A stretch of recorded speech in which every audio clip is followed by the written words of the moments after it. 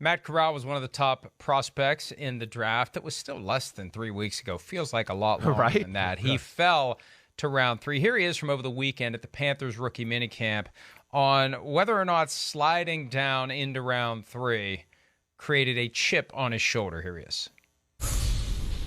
100%. I mean, I had a chip on my shoulder before, but, it just got even bigger. And, it was for sure a roller coaster. It was a bunch of mixed emotions. And, when I got that phone call, I've never been happy and sad at the same time. I've never felt that before.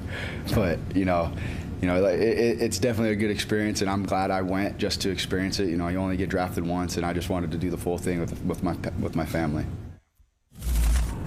Yeah, I think, look, if he would have known he was going to linger until round 3, would he have gone? I don't think Probably so, not, but you can't take it back at this point. And that's where, the agents will say their most important job for any of their clients who are in the draft pool is to properly gauge their expectations. And the best agents know enough people with the teams that they create a high-low, a reliable high-low. Here's where the window opens.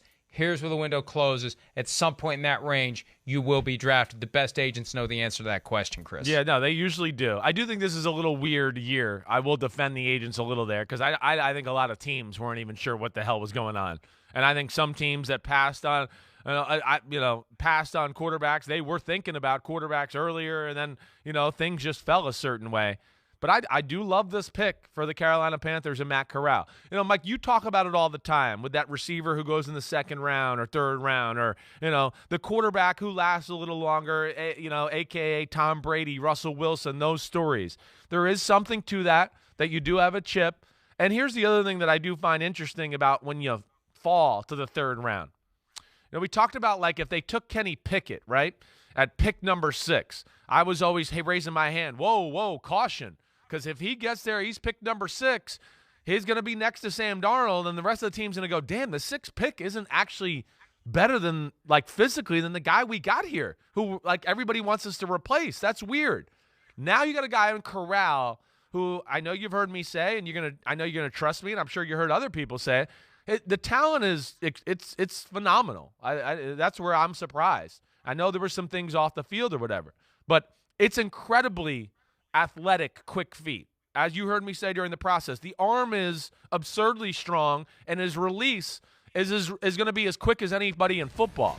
So what I'm trying to get to here, Mike, is I think he's in a really good spot because he's whoa, do you see our third rounder out here? Do you see the guy we got is in third round? He's throwing dimes, and his arm is better than Sam Darnold's. He's got better athlete. And to me, that is only going to help him at the end about, his standing with the football team because maybe expectations are a little lower when you're the 94th pick. I think that's absolutely right, and it becomes easier to develop. It becomes easier to make mistakes. There isn't as much pressure. And the difference between him and Malik Willis, both third-rounders, Malik Willis was the guy who was regarded by the masses, as the first quarterback to be taken. So it's more glaring. He's going to draw more attention. It feels like a first-rounder in Tennessee. Right. It doesn't feel like Matt Corral is a first-rounder. And Scott Fitterer, the GM of the Panthers, made it clear to me last Wednesday on PFTPM that he is willing to put whoever the best option is on the field. Yes, for now it's Sam Darnold, number 1, but whoever helps them win is going to be the quarterback. The door's open for Cam Newton. Didn't close the door on possibly trading for a veteran, but the door's also open for Matt Corral. If he can go out and prove it, he's going to take that job. No doubt, and he fits the system. I mean, Ben McAdoo, where did he cut? He got a job because of one reason. He got to become a head coach of the New York Giants because he was coaching Aaron Rodgers. Right, Rodgers, Corral, again, I'm not trying to say, I'm just saying this. There's a similar skill set there. It's going to be able to, drop back and zoom, and move around and do that. He's going to be capable of doing that. That's where I look at the pick and go, this could be something that, they might strike gold here in Carolina. Hi, I'm Mike Tirico, and thanks for watching. Make sure to hit subscribe for the latest news and highlights from NBC Sports.